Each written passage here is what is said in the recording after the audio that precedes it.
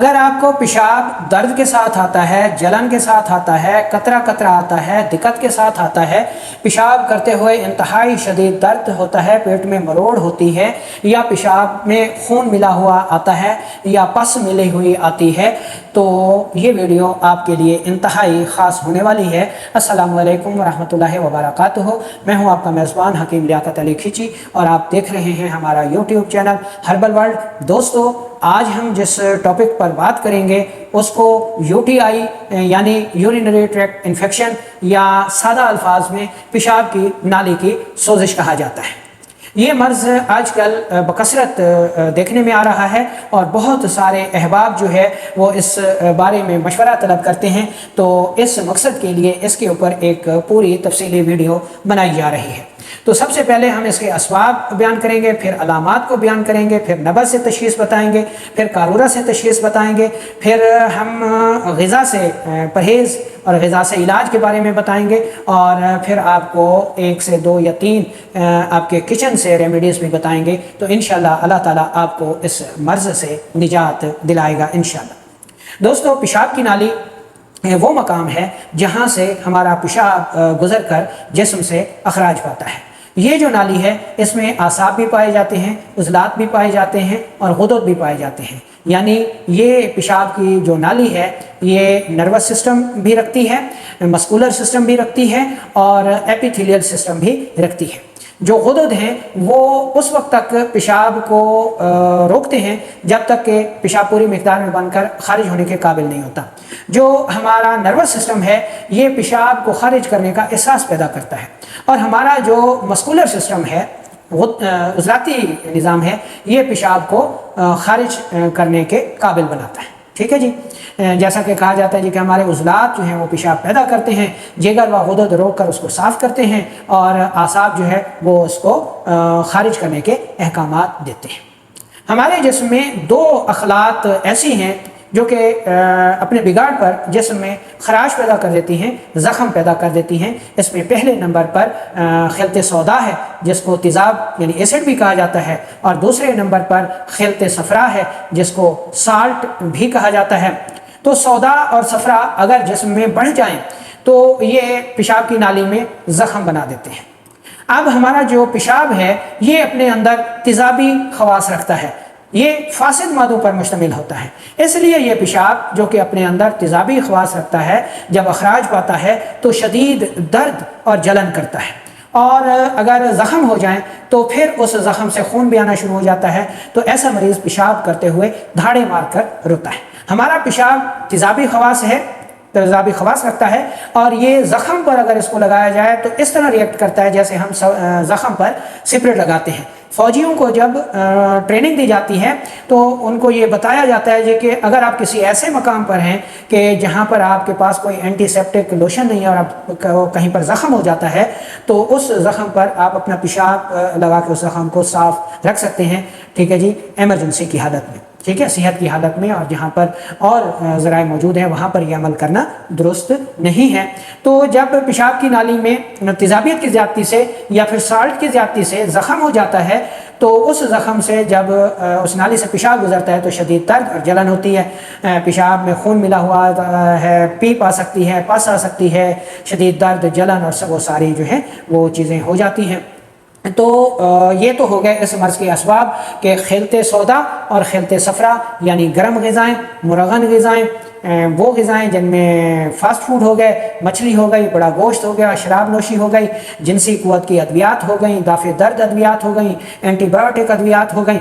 ये इस या गर्म माहौल में रहना, खुश्क माहौल में रहना, ये इस मर्ज़ के अहम असबाब हो गए जो कि पेशाब की नाली में ज़ख़म बनाने का सबब बनते हैं। और फिर इस नाली से जिसमें ज़ख़म हो गए हैं जब पेशाब गुजरता है तो शदीद दर्द और जलन होती है, इसी को ही यूटीआई कहा जाता है।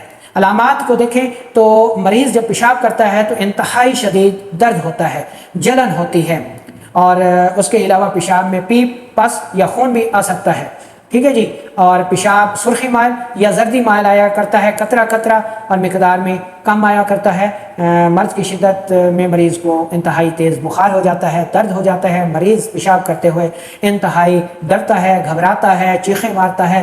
بعض اوقات جب لیب ٹیسٹ کرایا جاتا ہے تو اس میں RBC کا خراج ہو رہا ہوتا ہے، پس سیل خارج ہو رہے ہوتے ہیں، کیٹونز خارج ہو رہے ہوتے ہیں، اور سوزاکی جراثیم جو ہے، گنوریا کے جراثیم جو ہے وہ بھی بعض اوقات اس لیب رپورٹ میں نظر آ جایا کرتے ہیں۔ یہ تو ہو گئے اس کی علامات۔ تو نبض سے ہم اس کی کیسے تشخیص کریں گے؟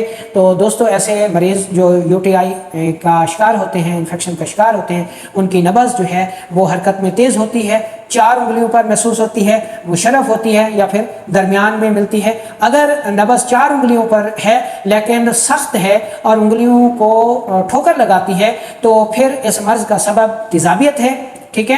اور اگر نبض 4 انگلیوں پر ہے لیکن قوام میں نرم ہے اور دبانے سے دب جاتی ہے تو پھر اس مرض کا جو سبب ہے وہ صفرا کی زیادتی ہے، سوزاک کا جرثومہ جو ہے اس کا سبب ہوتا ہے، ٹھیک ہے جی۔ تو یہ جو ہے نبض سے اس کی تشخیص ہو گئی۔ اچھا، اگر تیزاب کی زیادتی ہوگی تو قارورہ جو ہے، پیشاب جو ہے وہ سرخی مائل آئے گا، مقدار میں کم ہوگا، درد اور جلن ہوگی۔ اور اگر جو ہے صفراوی سبب ہوگا، سوزاک کا سبب ہوگا، تو پیشاب قطرہ قطرہ، جلن اور درد کے ساتھ آئے گا، اور زردی مائل آئے گا، قطرہ قطرہ، ٹھیک ہے جی۔ اگر غذا کو دیکھیں تو ایسی صورت میں ہر قسم کی ترش، تیزابی، گوشت، مرغن غذائیں، گرم غذائیں بند کر دیں اور اس کی جگہ اعصابی غذائیں استعمال کریں۔ مثال کے طور پر کدو شریف ہو گیا، سبز توری ہو گئی، ٹینڈا ہو گیا، گاجر ہو گئی، مولی ہو گئی، جو کا دلیا ہو گیا، تلبینہ ہو گیا۔ یہ اس مرض کے لیے بے حد مفید غذائیں ہیں۔ اگر آپ غذاؤں کا پرہیز نہیں کریں گے تو پھر شفا کو بھول جائیں۔ شفا کے حصول کے لیے آپ کو غذا کا پرہیز لازمی کرنا ہوگا۔ اچھا، اب چلتے ہیں ہم اصول علاج کی طرف۔ تو اصول علاج میں سب سے پہلی ریمیڈی جو آپ نے بنا کر استعمال کرنی ہے وہ انتہائی آسان ہے، لیکن جتنی آسان ہے اتنی ہی زیادہ، اسے کئی گنا زیادہ مؤثر ہے۔ 10 دن نہیں، 15 دن نہیں، مہینہ نہیں، 2 دن نہیں، 1 دن نہیں، اسی لمحے یہ آپ کو راحت فراہم کرے گی۔ یہ ریمیڈی جس میں جاتے ہی آپ کو سکون فراہم کرے گی۔ فوری طور پر مرض میں افاقہ ہوگا، لیکن کچھ عرصے تک آپ نے اس کو استعمال کرنا ہے تاکہ مرض پوری طرح ختم ہو جائے۔ تو یہ ریمیڈی کون سی ہے؟ آپ نے 1 گلاس جو ہے وہ پانی لینا ہے سادہ، اور اس میں 2 چمچ شہد ملانے ہیں، اور یہ آپ نے صبح دوپہر شام مشروب پینا ہے۔ شہد میں اللہ تعالیٰ نے بے پناہ خواص رکھے ہیں، اور جدید سائنس نے بھی یہ ثابت کیا ہے کہ شہد بہت سے امراض کا علاج ہے، خاص طور پر اندرونی طور پر جسم میں پیدا ہونے والے زخموں کے لیے، وہ چاہے السر معدہ ہو، کینسر کے زخم ہوں یا UTI انفیکشن ہو، ان سب زخموں کے لیے شہد جو ہے وہ بے حد خصوصیت کی حامل دوا ہے۔ اچھا، دوسرے نمبر پر جو ریمیڈی آپ نے استعمال کرنی ہے اس میں آپ نے 1 گلاس دودھ لینا ہے، 1 کیلا لینا ہے، 2 کھجور کے دانے لینے ہیں، اور 2 چھوٹی الائچی لینی ہے۔ چھوٹی الائچی کے دانے نکال کے رگڑ لیں، دودھ اس میں کیلا ملا کے اور اس میں کھجور کی گٹھلیاں نکال کے وہ بھی ملا دیں، اور پسی ہوئی الائچی بھی ڈال دیں، شہد بھی ڈال دیں میٹھا کرنے کے لیے، شیک بنا لیں، 1 گلاس صبح دوپہر شام استعمال کریں۔ یہ ریمیڈی جو ہے فوری طور پر UTI انفیکشن کو، درد جلن کو دور کر دیتی ہے، پیشاب کھل کے آنا شروع ہو جاتا ہے، اگر خون یا پیپ آ رہی ہے تو وہ بھی ٹھیک ہونا شروع ہو جاتی ہے۔ تیسری ریمیڈی بھی آپ کو آپ کے کچن سے ہی مل جائے گی۔ آپ نے سونف لینا ہے، زیرہ سفید لینا ہے، اور چھوٹی الائچی لینی ہے۔ یہ تینوں چیزیں یعنی سونف آپ نے 2 گرام لینا ہے، زیرہ سفید 2 گرام لینا ہے، چھوٹی الائچی 2 عدد لینی ہے۔ 1 کپ پانی میں اچھی طرح ابال لیں کہ پانی 3 کپ رہ جائے، تو پن چھان کر اس کو شہد سے یا گڑ سے میٹھا کر کے یہ قہوہ صبح دوپہر شام آپ نے استعمال کرنا ہے۔ تو انشاءاللہ قہوہ پیتے ہی فوری طور پر آپ کو افاقہ محسوس ہوگا۔ تو یہ چند ریمیڈیز تھی، آپ بنائیں، استعمال کریں، اور دعاؤں میں یاد رکھیں۔